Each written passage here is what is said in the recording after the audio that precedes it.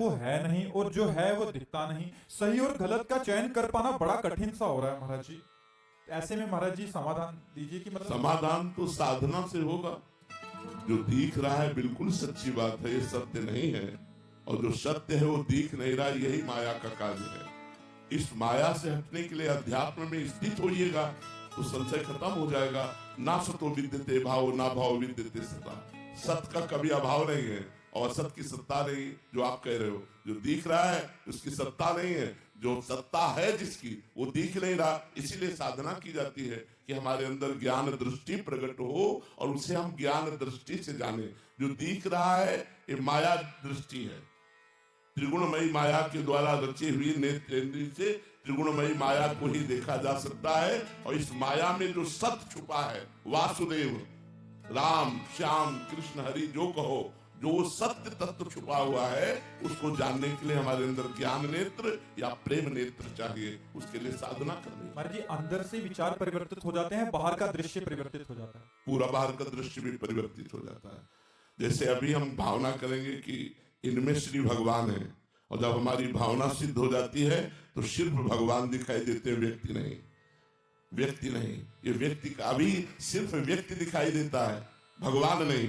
और जब सिद्ध हो जाता है तो भगवान दिखाई देते हैं, व्यक्ति नहीं। श्री राम मैं सब जग जानी, मानी नहीं कहा कि मैं सिया राम में सारे जगत को मानता हूं। मानने में तो आ गया भाई कि आप है स्त्री पुरुष पर मैं मानता हूं कि सिया राम जी विराजमान है, लेकिन गोस्वामी जी ने ऐसा नहीं कहा। जानी, मैं देख रहा हूं, मैं जान रहा हूं कि सिया राम ही सारे जगत के रूप में। व्यवहार महाराज जी ऐसे महापुरुषों का पढ़ने में आता है तो यथार्थ व्यवहार वैसा ही होता है जैसा करना चाहिए। हाँ, ये अगर आप अपराध का कार्य कर रहे हो तो आपको दंड देते नजर आएंगे। जैसे हमें तो भावना करनी है, विपक्ष में भगवान श्री कृष्ण अर्जुन भीष्म जी के हैं, तो भीष्म जी जब बाण मारते हैं तो रथी और सारथी दोनों को मारते हैं।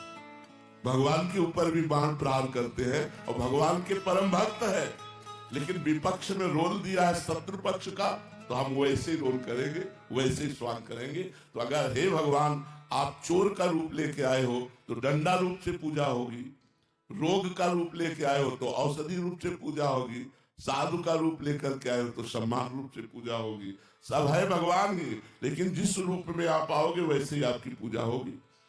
समझ रहे हो कि नहीं समझ रहे हो? ऐसा नहीं कि ज्ञानी पुरुष सबके पैर छूता घूमता है। कोई पैर छू रहा है तो आशीर्वाद दे रहे। स्वांग करना क्या अंदर से पूरा है कि वही तत्व है। पंडिता समदर्शिना है, समवर्तिना थोड़ी है। समवर्तन नहीं हो सकता। जैसे एक ज्ञानी पुरुष गृहस्थ है तो उसके पत्नी भी है, माँ भी है, बहन भी है और बेटी भी है। चार स्त्री स्वरूप है तो चारों के साथ समान व्यवहार करेगा क्या? दर्शन एक जैसा करेगा, सब में ब्रह्म है ये दर्शन करेगा, लेकिन व्यवहार अलग होगा। माँ के पैर छुएगा, पत्नी से अलग व्यवहार होगा, बेटी से अलग, बहन से अलग व्यवहार होगा। ऐसे ही भगवान ने जैसे कहा विद्या विनय संपन्ने ब्राह्मणे गविहस्तनी सुनीच सुपा के च पंडिता समदर्शिना।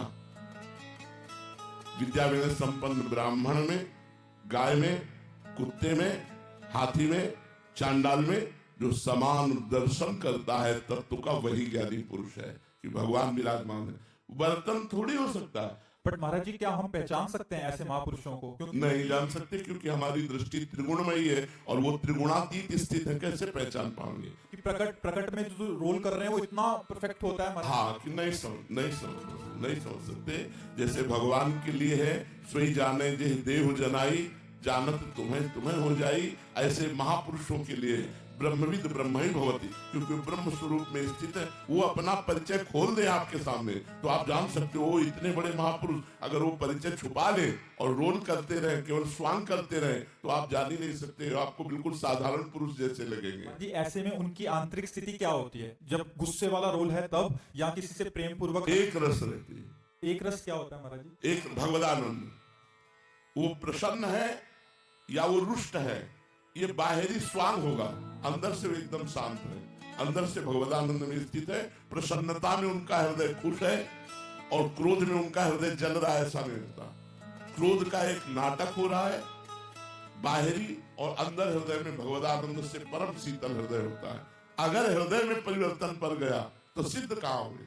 हृदय में परिवर्तन नहीं पड़ना चाहिए। बाहरी क्रियाओं का परिवर्तन देखने को मिलेगा, लेकिन अंदर से उनकी स्थिति में कोई परिवर्तन नहीं। जी, हम तो प्रकट में देखते हैं कि वो हंस रहे हैं और उनकी भौं चढ़ी है, दोनों में महाराज जी फिर। हाँ, ये स्वांग है ना, तो स्वांग में नाटक करने वाला जानता है तो स्त्री का वो नाटक करेगा, लेकिन उसको पता मैं स्त्री नहीं हूं। ऐसे ही क्रोध करते हुए भी वो ब्रह्म प्राप्त महाभागवत जान रहा है कि मैं केवल स्वांग कर रहा हूं, मैं उसमें स्वयं में लिप्त नहीं है। तो वो स्वांग भी बहुत अच्छी तरह होगा, लेकिन अंदर से बिल्कुल क्रोध नहीं होगा, क्रोध का स्वांग होगा। वो हर एक आदमी चंदन लगावे, एक आदमी थप्पड़ मारे, जो समान भाव, वही तो सिद्ध पुरुष है, वही भगवत प्राप्त पुरुष, जिसके हृदय में थप्पड़ मारने पर जलन नहीं हुई, चंदन लगाने पर शीतलता नहीं हुई, एक रस भगवदानंद में स्थित वही ब्रह्म प्राप्त महापुरुष है। और जी उनकी तरफ से तो कोई प्रतिक्रिया होती नहीं है, प्रकट में भले हो जाए, बाद में कोई भी कि इसका बुरा हो, ऐसा तो होता नहीं सामने वाले का। बट इधर से अगर व्यवहार गलत हो जाए तो बुरा हो जाएगा, तो बुरा हो जाएगा। जैसे हाँ, जैसे कपिल भगवान परम ज्ञान मूर्ति है, सांख्य योग के आचार्य हैं, तो वो कभी किसी को साप या भस्म कर सके ऐसा संभावना ही नहीं, क्योंकि ब्रह्म प्राप्त महापुरुष ब्रह्म ही है, भगवान के अवतार है। लेकिन सगर के 60,000 पुत्रों ने उनका अपराध किया तो भस्म हो गए। उन्होंने अपनी दृष्टि से भस्म नहीं किया, उनकी तो ब्रह्म दृष्टि है, उनके अपराध ने उनको भस्म कर दिया। तो अगर ऐसे ब्रह्म प्राप्त भगवत प्राप्त महापुरुषों का अपराध किया जाए तो सर्वनाश कर देगा, वो साप दे या न दे। अगर वो साप देते हैं तब तो हमें बचा लेते हैं, अगर वो साप दे दे तो हमें बचा लेंगे, क्योंकि वो साप देंगे तो उनको वरदान भी देना होगा। उनका हृदय ऐसा है, मानेगा ही नहीं। अगर वो दंड विधान कर दे तो बचा लिया, और अगर वो चुप हो गए, दंड विधान नहीं किया, तो फिर तुम्हारा सर्वनाश हो जाएगा। जैसे भगवान देवर्षि नारद जी नलकूबर मणिग्रीव को साप दे देते, जा वृक्ष योनि को प्राप्त। अब वो चरणों में गिरा कि महाराज जड़ योनि में, तो उन्होंने कहा बनोगे तो वृक्ष ही, लेकिन नंदालय के यमलार्जुन नाम के वृक्ष होगे, और तुम्हें भगवान श्री कृष्ण का सानिध्य प्राप्त होगा, स्पर्श प्राप्त होगा, दर्शन प्राप्त होगा, तुम्हारा संभाषण होगा भगवान से। निहाल कर दिया। तो जी ऐसे महापुरुषों का संग से मतलब लाभ तो है ही है, बट ऐसा संग कैसे किया जाए, क्योंकि वो तो आग के समान है, कुछ भी जला देंगे। तभी भगवान से प्रार्थना करनी चाहिए कि हमको साधु संग की क्षमता दीजिए। जब द्रवहि दीन दयालु राघो तो साधु संगति पाइए।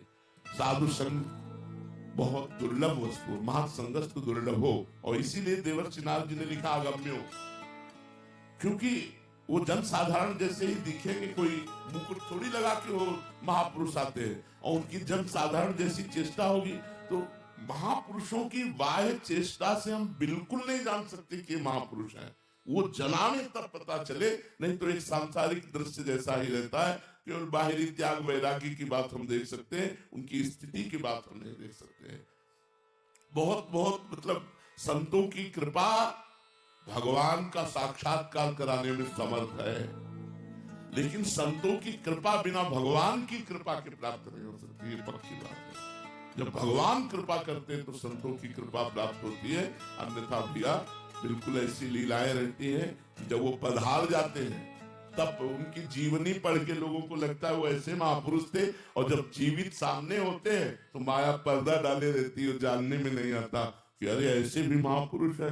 वो तो जब जीवनी पढ़ी जाती है, वो पधार गए होते, तब लगता है अच्छा ऐसे महापुरुष थे। तो हमारा भारत देश सदैव ऐसे ब्रह्म ऋषियों से पूर्ण रहा है, अब भी है, आगे भी रहेंगे।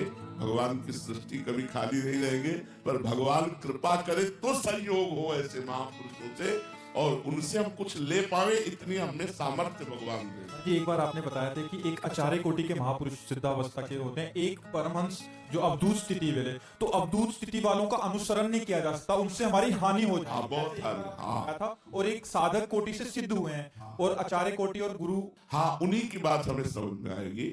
आज अवधूत जो शरीर शुद्ध भूले हुए आचरण कर रहे हैं, वो तो अनुकरणीय नहीं है, लेकिन जो साधना से सिद्ध हुए हैं, और उनकी जो बात हम आचार्य कोटि की है, उन्हीं से ज्यादा जगत मंगल होता, ज्यादा जगत मंगता।